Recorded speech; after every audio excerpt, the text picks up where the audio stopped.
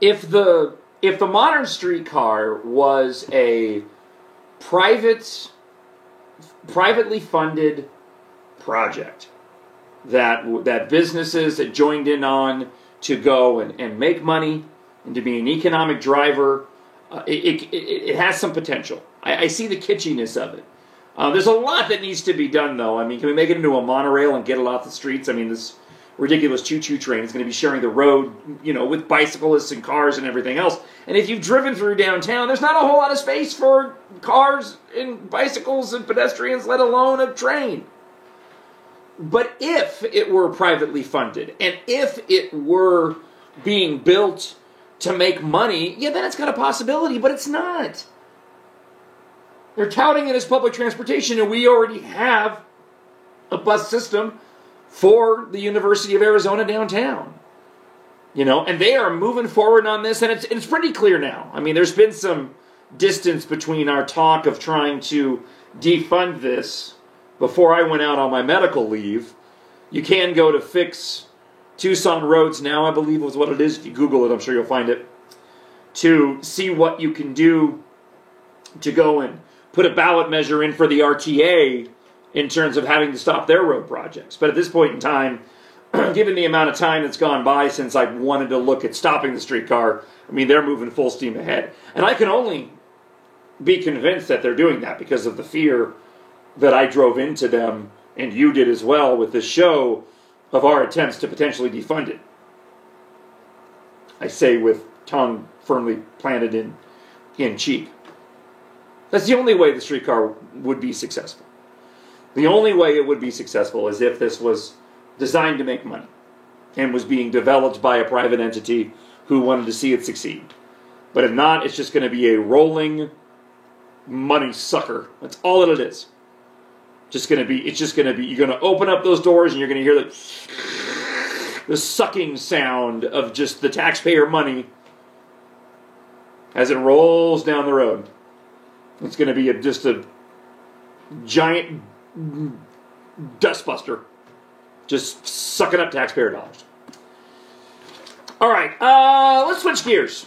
It is a milestone, a birthday, an anniversary, if you will. But on Sunday, in case you missed it, April 29th, 2012, an anniversary unprecedented in the history of American politics, marking 3 years since the Democratic-led Senate last complied with federal law by passing a budget. The Congressional Budget Act of 1974 stipulates that Congress must approve a budget resolution by April 15th of each year. In the Senate, only 51 votes are needed to pass a budget. As budgets are one of the few pieces of legislation invulnerable to a filibuster, Democrats currently control 53 seats. You only need 51. Democratic lawmakers have offered a myriad of excuses for their refusal to offer a budget, none of which hold up to scrutiny. National Review's Rich Lowry has pointed out Senate Democrats have failed to propose a budget in every kind of year there is in Washington. Whether during a presidential election in 2012, an off year in 2011, or a mid-year election in 2010. By this standard, Lowry wrote, the Senate will have an annual excuse not to pass a budget resolution for the rest of time. Democrats contend that the post-election lame duck session, the last chance for the current Congress to pass legislation before new members are sworn in, presents an ideal opportunity for a comprehensive budget deal to ward off what leading experts have described as the most predictable economic crisis in history. Congress must act before year's end to address a number of key policy issues. The expiration of the Bush tax cuts, the scheduled implementation of a $1.2 trillion in automatic spending cuts that would disproportionately affect the defense budget. Treasury Secretary Timothy Geithner and others have described this as a fiscal cliff that will spur lawmakers to compromise. Grover Norquist, president of the Americans for Tax Reform, dismissed the idea of a lame duck budget deal. I think the chances of anything happening in the lame duck are zero. This is especially true, he argued, in the event that Republicans hold the House and again regain control of the Senate, as many election analysts are projecting. If Republicans hold the House and win the Senate, even if they don't win the presidency, why in the world would they negotiate? Which party does better in the election? Whichever party does better in the election is going to want to wait until after the lame duck session. The national debt was $11.2 trillion when the Senate Democrats last passed a budget. Today, 3 years later, it is $15.6 trillion and counting. I mentioned this before on the show earlier this morning. I'm excited about Mitt Romney being our nominee. I would be excited about whoever were the nominee. Because if they use everything on the table, it's that table again. It's the table that holds all the options for Iran, and it's the table that holds all the options on budgets. It's that big table. If Mitt Romney, who will be the nominee, uses everything on the table to criticize Barack Obama and the Democrats in Washington, this should be easy. I should be able to win and beat Barack Obama if I were running, using everything that's available. I like to believe, and maybe I'm being naive, and I know there's people out there that are going to say that I am, but I want to believe, and I'd like to believe, that there is still enough common sense in the people that vote legally, that are alive in the United States of America, that they look at the facts and will not put President Barack Obama in office for another 4 years. And maybe I'm being naive, but I'm excited about Mitt Romney. Now, will he use everything on the table? That's the key question. It didn't happen in 2008. McCain slacked off, didn't do it, held back, and he shouldn't have, and it cost him. But I'm excited, because at this point in time, I'm going to hold out that he is. I haven't been shown any reason yet why he wouldn't. Along the same lines, to mark the anniversary of the last budget adopted by Senate Democrats, a new Twitter hashtag, for those that are familiar with how the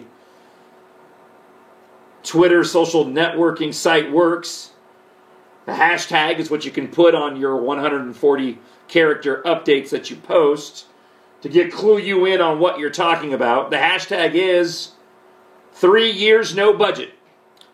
3 years no budget hits Twitter to mark the anniversary of the last budget adopted by Senate Democrats. Sunday marked the official 3-year anniversary.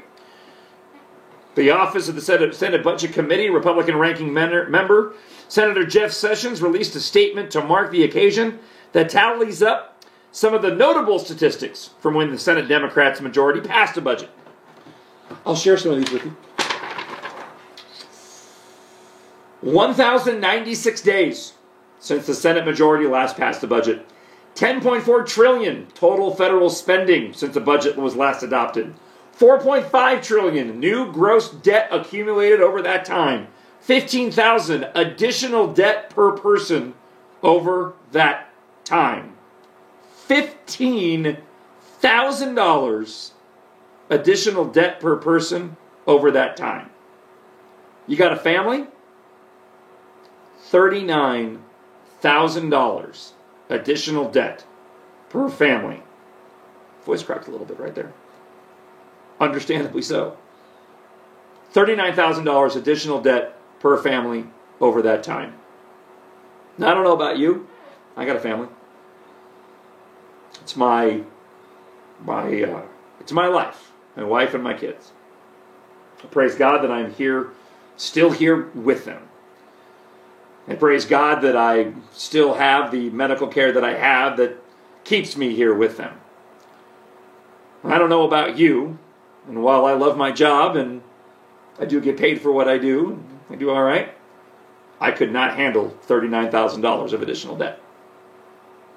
$626 billion net interest payments on the debt since the budget was last adopted. 0 number of Democratic senators who voted for any budget in the last 2 years.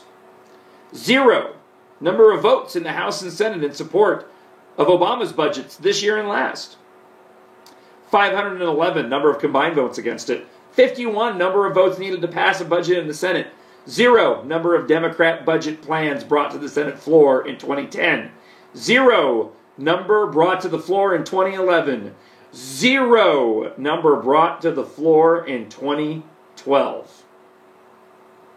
Just hand it to Mitt Romney. Here you go. Use it. Go lead this nation. Get us back onto a path of prosperity, please. 948-751-1041 is the phone number. Got a few more that I'll share with you coming up. 3 years, no budget. That is the hashtag to protest a lack of fiscal responsibility by some legislators on Capitol Hill. Got a couple of tweets that I'll share with you as well. You're listening to The John Justice Show. The beautiful man, James T. Harris, is about 10 minutes away from his big show today for a Wednesday. It's 104.1 The Truth, Tucson's News Talk FM.